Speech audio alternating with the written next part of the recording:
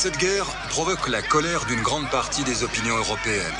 À travers l'Europe, des milliers de personnes défilent alors dans la rue pour s'opposer à la guerre. Pour beaucoup de manifestants, la cause est entendue. Puisque les raisons de l'intervention ne sont pas claires, c'est forcément qu'il y a quelque chose à cacher. Et si l'Amérique a quelque chose à cacher, c'est donc qu'il y a complot. D'approximation en approximation, on finit par sortir de la réalité. Alors, des attentats du 11 septembre à l'Irak, une même logique secrète serait à l'œuvre. Tout ça a été méticuleusement préparé. Il faut voir que les prétendus auteurs de l'attentat étaient tous connus, tous fichés, tous suivis heure par heure depuis des mois et des mois par la CIA. Ça a été organisé par des gros muscules de la CIA, je dirais une partie de la CIA, une partie du gouvernement américain.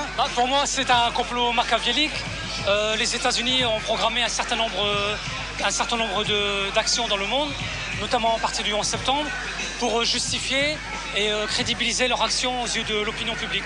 Donc du 11 septembre, en passant par les soi-disant armes de destruction massive détenues par l'Irak. Le terrorisme, il n'y a pas de terrorisme. Le terrorisme est entièrement financé par la CIA, entièrement financé par les Américains.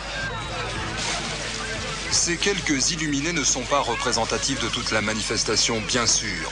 N'empêche, ils ont trouvé ici un environnement propice à leur paranoïa.